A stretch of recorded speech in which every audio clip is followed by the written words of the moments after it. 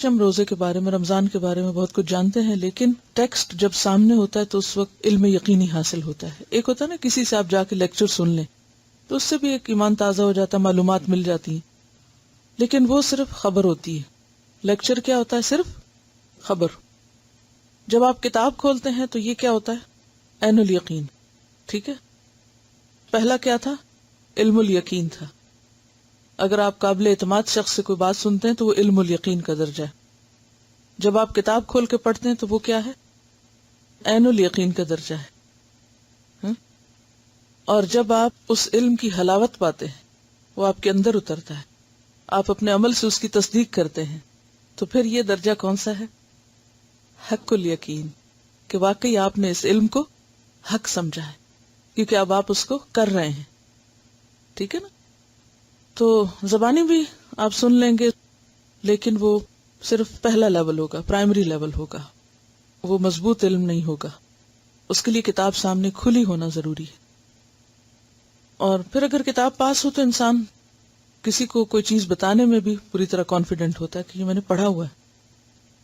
اس سے اگلا درجہ بھی ہے کہ مثلا جب آپ سیکنڈری بکس پڑھتے ہیں، سیکنڈری سورسز، تو وہ ریفر کرتے ہیں آپ کو پرائمری سورسز کی طرف.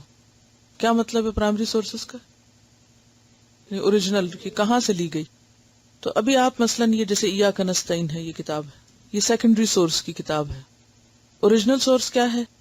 جیسے میں نے اس کتاب کو جب لکھا تو ایک ایک کتاب کی اصل میں جا کے دیکھا اور اس کی مختلف روایات دیکھی. تو اس سے اگلا درجہ علم کا کیا ہوتا ہے کہ سیکنڈری سورس کو پرائمری سورس کے اوپر پرکھنا. مثلا یہ شخص یہ لکھتا ہے کہ یہ حدیث سنن نبی داؤد سے. ٹھیک ہے، سنا ہوا نام سنن نبی داؤد کا، لیکن دیکھا ہوا نہیں اس کو. اور اگر کبھی کسی کے گھر میں کسی شیلف میں دیکھ بھی لیا تو کھولنے کی زحمت نہیں کی. کوئی اچھا کپڑا یا کراکری ہوتے تو اٹھا کے دیکھتے. کتاب بھی کیا دیکھنے کی چیز ہے کہ جسے کھول کے دیکھیں کہ اندر کیا ہے. بہرحال اگلا مرحلہ کیا ہے علم کا کہ آپ اسے کھول کے دیکھیں کہ اندر کیا ہے، اور پھر اس کو اس کے ساتھ آپ کمپیئر کریں کہ کہیں اس نے کچھ چھوڑ تو نہیں دیا، کہیں کسی چیز میں کوئی مس پرنٹ تو نہیں ہو گیا، یا کوئی ٹائپنگ مسٹیک تو نہیں ہو گئی. یہ مرحلہ کب آتا ہے اور اس کی ضرورت کب پیش آتی ہے؟ جب کہیں شک ہوتا ہے کہ اچھا میں نے یہ دعا کارڈ میں تو یوں پڑھی تھی اور اس کتاب میں یوں لکھی ہوئی ہے. کیونکہ اکثر لوگ اس میں جیسے وہ الیک النشور و الیک المصیر کا روایت کا فرق ہے، تو بعض کتابوں میں الیک النشور کی جگہ الیک المصیر لکھا ہوتا ہے. تو اکثر لوگ مجھے لکھ کے بھیجتے ہیں اور مجھے بتاتے ہیں کہ آپ نے یہ صحیح نہیں لکھا، اس کو ٹھیک کر لیں. تو میں ان کو بتاتی ہوں کہ یہ روایات کا اختلاف ہے اور میں نے اس کو ریفرنس کے ساتھ لکھا، آپ اس ریفرنس کو چیک کر لیں. تو بات یہ ہے کہ جب ہمیں کہیں کسی کے کہے پر، لکھے پر یا بولے پہ شک ہو تو پھر فرض کیا بنتا ہے؟ مزید آگے جا کے دیکھا جائے، گہرائی میں دیکھا جائے. اور اس کا بھی آپ کو ذوق پیدا ہونا چاہیے، لیکن وہ اس درجے کے بعد کا درجہ ہے. یہ جو اس وقت آپ کا درجہ ہے، اس درجے پہ آپ یہ نہ کر سکتے ہیں نہ کرنے کے قابل ہیں. یہ جب یہ درجہ آپ کا مکمل ہو تو پھر اگلے درجے پہ آپ جا سکتے ہیں. ٹھیک ہے نا؟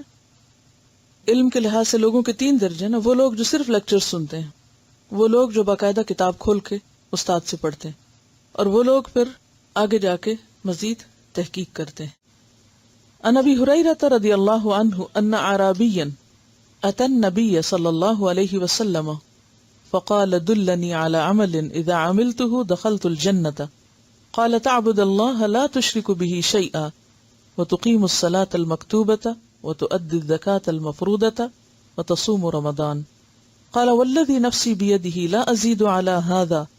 فلما ولى قال النبي صلى الله عليه وسلم من سره أن ينظر إلى رجل من أهل الجنة فلينظر إلى هذا. رواه البخاری. حضرت ابو ہریرہ رضی اللہ عنہ کہتے ہیں کہ ایک اعرابی نبی اکرم صلی اللہ علیہ وسلم کی خدمت میں حاضر ہوا اور عرض کیا مجھے ایسا عمل بتائیے جس کے کرنے سے میں جنت میں داخل ہو جاؤں.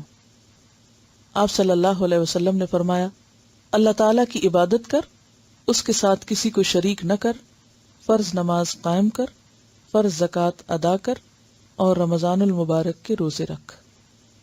اس نے کہا اللہ کی قسم میں اس سے زیادہ کچھ نہ کروں گا، یعنی فرض سمجھ کر، یعنی کہ اور کوئی زندگی میں کام ہی نہیں کروں گا یا کوئی اور نیکی نہیں کروں گا. جب وہ آدمی واپس ہوا تو آپ صلی اللہ علیہ وسلم نے فرمایا جسے جنتی آدمی دیکھنا ہو وہ اسے دیکھ لے. کیا مطلب اس کا؟ کہ اگر کوئی شخص ان ارکان خمسہ کی صحیح طور پر پابندی کرتا ہے تو ایسا شخص انشاءاللہ جنت میں جائے گا. یہاں پر آپ دیکھ رہے ہیں کہ حج کا ذکر نہیں ہے. اس کی وجہ یہ ہو سکتی ہے کہ ہو سکتا ہے اس وقت تک کبھی حج فرض نہ ہوا، اور یہ بھی ہو سکتا ہے کہ اس شخص پر فرض نہ ہو، یعنی وہ اس کیٹیگری میں نہ آتا ہو.